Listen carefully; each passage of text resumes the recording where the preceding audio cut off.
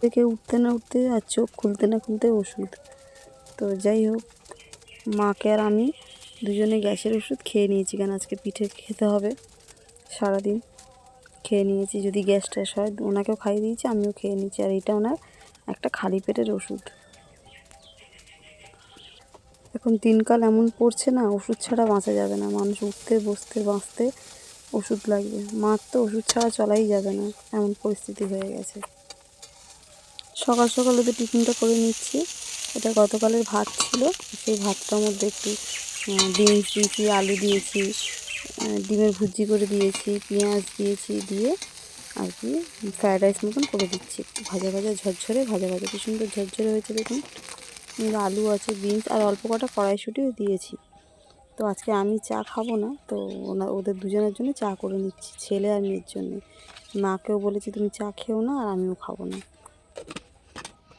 আর এমনিতেও গতকাল আপনার দাদা যা চা বানিয়ে খাওয়ালো না, সকালে যে চাটা এত টেস্ট হয়েছিল, আমার যেন মুখে এখনও লেগে রয়েছে। চাটা আমি ভুলতেই পারছি না। সেই চা একবার যদি কেউ খায়, আর এই চা কেউ খাবে না। এই যে চায়ের ছিঁড়ি হচ্ছে, এই চা কেউ মুখেও দেবে না। যাই হোক, আমার ছেলে মেয়ে বলে খাচ্ছে, বা আমি হলে তো খেতামই না। তো চা ছাড়ুন, চা করে লাভ নেই। এবার হবে পিঠের পালা। ও, থালাটা সাজিয়েছি দেখুন, একটা থালা আমার সাজানো আর একটা মার জন্য সাজিয়েছি। এই থালাটা আমার পিঠে দেখুন, আর এই থালাটা আমার মা। কে কে খাবেন চলে আসবেন। না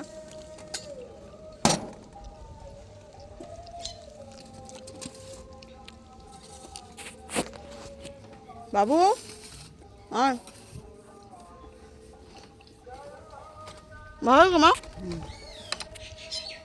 মুখটা আমার সিল হয়ে গেছে, আমি আর কথা বলতে পারছি না। ওইদিকে আমার ছেলে আমাকে ভেঙাচ্ছে, দেখতে পাচ্ছেন তো। একটু চোখ দেখিয়ে দিলাম আমি। আর আমাদের এখানে বললাম না, 12 মাসে 13 পার্বণ। আমাদের এটা কীর্তন শুরু হয়ে গেছে, সারাক্ষণ শুধু মাইকের আওয়াজ আসছে, ভেঙে কোনদিন পড়ে যাবে।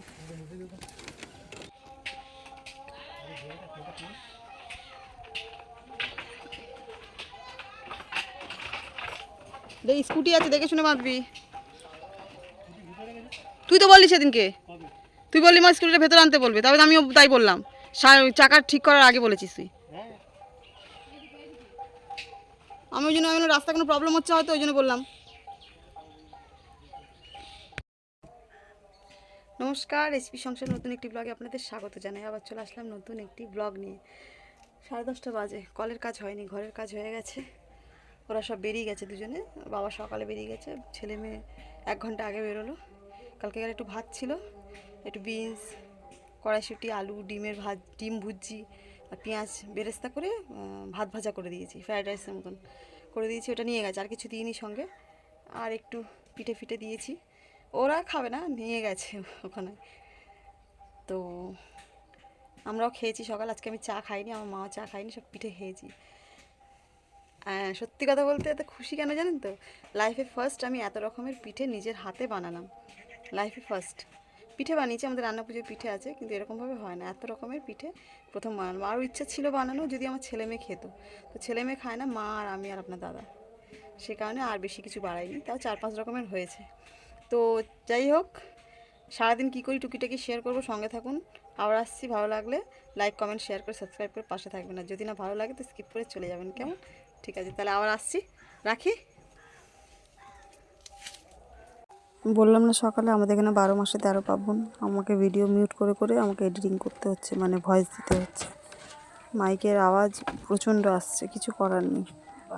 আর কীর্তন বলে নয়, আমাদের এদিকটা প্রচণ্ড মাইক চলে। কোনো কোনো সময় কীর্তন হচ্ছে, কোনো কোনো সময় ফাংশন হচ্ছে, কোনো কোনো সময় বাড়িতে জন্মদিন, হেন তেন, যে কোনো অকেশন পারপাসে লেগেই রয়েছে 12টা মাস। প্রত্যেক মানে খুব সমস্যা হয় এখানটায়। গান চললে কি করা যাবে? আসলে আমি কেন কথাটা বলছি, আমার নিজেরই প্রবলেম হচ্ছে। আর আমাদের ঘরের যা পরিস্থিতি, দরজা জানলা বন্ধ করলেও ঘরে আওয়াজ আসবে। সে কারণে দরজা জানলা বন্ধ করে কোনো রকমভাবে মানে ভয়েস দেওয়াটাও হয়ে ওঠে না। সে কারণে দিতে পারি না আর কি। যতটা বাঁচিয়ে চলা যায় ততটা বাঁচিয়ে চলি। একান্ত কোনো রকম প্রবলেম হলে তারা আলাদা সমস্যার সমাধান করে নিই, কী করব। গতকাল বৃহস্পতিবার ছিল, মেয়ে ফুল দিয়ে পুজো টুজো করেছিল। তো সেই ফুলগুলো এখন আর তোলার সময় পেলাম না। মানে সময় না, ভালো লাগছে না, দেরিও হয়ে গেছে, দেরিও হয়নি, মানে ভালো লাগছে না, ইচ্ছে করছে না। তো থাক, এমনি পুজোটা দিয়ে দিই, কালকে ফুলগুলো তুলে নেবো। ঝটপট পুজোটা দিয়ে রান্নার দিকে যাই। আজকে গাটা খুব মানে অলস অলস ভাব হচ্ছে, ভালো লাগছে না, মানে যেন মনে ঘুম ঘুম আসছে, একটু ঘুমোতে পারলে ভালো হয়। ডিসেম্বর মাসে 4-5 দিন যা ঠান্ডা পড়েছিল যেই হারে, সেই হারে ঠান্ডাটা নেই, ঠান্ডাটা ভালোই কমে এসছে। মোটামুটি রান্নার দিকে গেলে মুখটুকগুলো না মনে হয় ফেটেছে, জানি না, একটু জ্বালা জ্বালা করে, আবার মুখটুক ধুয়ে আবার ক্রিম লাগালে আবার একটু ঠিক হয়ে যায়। তো ঠান্ডার ভাবটা কমে এসছে, এখনও তো মনে হয় জানুয়ারি মাসের 15 তারিখ, আর কটা দিন থাকবে, তারপর এটাও চলে যাবে। যাকে শীতকাল ভালোই লাগে, আমার খুব একটা খারাপ লাগে না। শীতকালে কাজ করে আরাম, খেয়ে আরাম, ঘুমিয়ে আরাম। হ্যাঁ, একটু কুঁড়েমিটা হয় উঠতে গিয়ে সকালে, তাছাড়া আর কিছু নয়। কাজে লেগে পড়লে আর কোনো অসুবিধা হয় না, আমার তো হয় না, এখন আমি বলতে পারছি না কার কী হয়। চলুন আমি আপনাকে আমার ঘরে এবার নিয়ে যাই, আমার ঘরে একটু ঘুরে আসবেন, চলুন, হাতটা ধরুন, চলুন চলুন আমার ঘরে চলুন। আমার ঘর,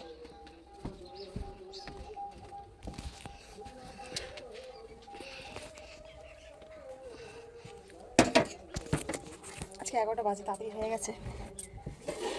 আসলে জামা কাপড় ছিল না, সেই কারণে তাড়াতাড়ি হয়েছে। জলটা খেয়ে নিই।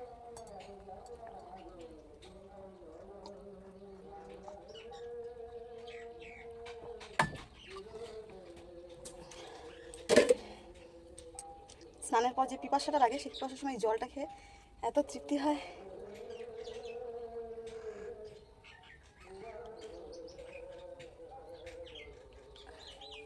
কালকে আর মাছের ঝোল আছে, ভাত করবো, আর দেখি কী রান্না করি। রান্নার জোগাড়ে বসি, কেমন আসছি, একটু 10 মিনিট বসে নিতে পারছি। ওদিকে সরিয়ে শোক, আমি শোবো, আমি উঠবো। মালা পোস্টটা নেবে না, রাখবো না, কাল থেকে উঠুনটা সরে চল। রান্না আমার হয়ে গেছে, বেশি কিছু রান্না করিনি।